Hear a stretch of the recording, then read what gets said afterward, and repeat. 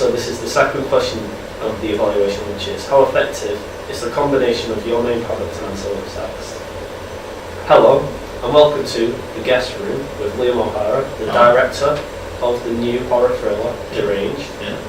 So, how did you use real products in inspiration for your short film? Well, for the short film itself, you have to kind of look at films from the same genre, in like more professional style. So like, we looked at films like The Conjuring, which came out in 2014.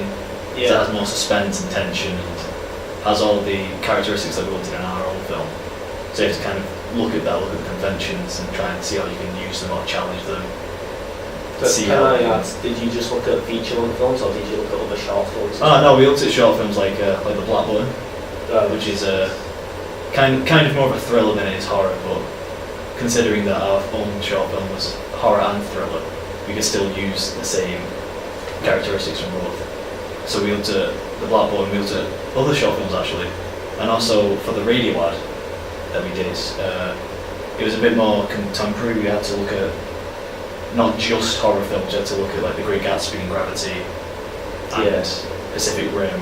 Well, we did look at The Conjuring as well. Well, I could imagine that the amount of radio ads for films is going to be a lot smaller. Yeah. Because radio's not really a platform anymore for advertising as much as it is for posters. And again, for posters we had to do similar research into like for films like Phobia. Yeah. We've heard of that, and other films like Regression and The Woman in Black, Hammer Studios. Yes. So we just had to see what the main studios were doing and then implement that for our own work. And I think it worked out pretty well. So welcome back to The Guest Room. How effective, Liam, are the advertisement for your film? Well, for Deranged we made two advertisements. We made the radio ad. Yes. And we made a poster, just like get everyone to know about the film and get our film out there. And for first of all, the radio ad it's about 30 seconds long.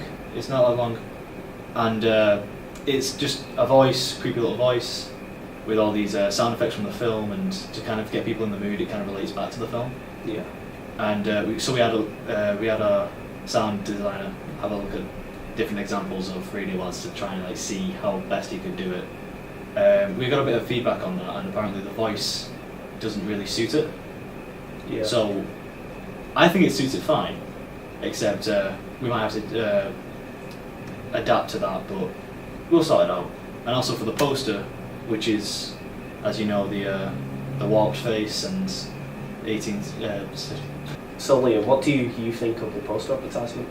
Well, I personally really like the poster advertisement. I really like the warped face that we had our graphic designer Taylor White do, and I think it really sums up the film and how like everything's not as it seems, which is actually the tagline. Yeah. Which we got a bit of feedback saying the tagline should look a bit smaller because it kind of fills the page too much, fills the poster.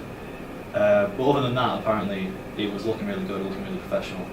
So we haven't got much changes to do, but hopefully we can make it look as professional as well. What I could imagine with the tagline is you don't want it to be too dominating. No. You want it's more of a visual aid poster. I can imagine where you're coming from. Yeah, it's meant to be a little addition to it rather than to film a poster. And the poster was mainly like dark lit. You might have noticed. It's all dark and it was a bit smoky. And we actually got that through the research. Yeah, and I could imagine with it being a horror genre as well. It works in well. It complements the film well. It complements the genre. I think it works. Okay. Next question. Was it challenging combining a radio ad with a poster ad? Well, see, the thing is, people always forget that although it is all part of one product, like there's a film, a radio, and a poster. Yeah.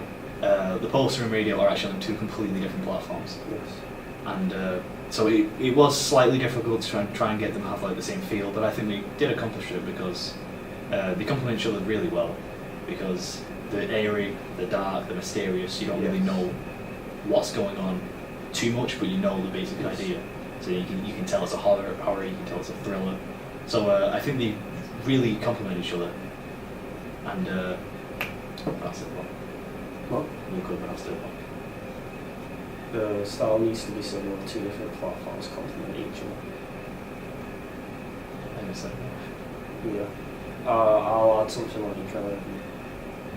So you were saying, Liam, that they were eerie and the mysterious, but what I can imagine is it's just sounds on the radio and it's just visual on the poster. So it's both of them are lacking something which can give it a mysterious feel. Yeah, definitely. So that's it does seem like a mysterious film until you do watch and you understand what is going on. Yeah.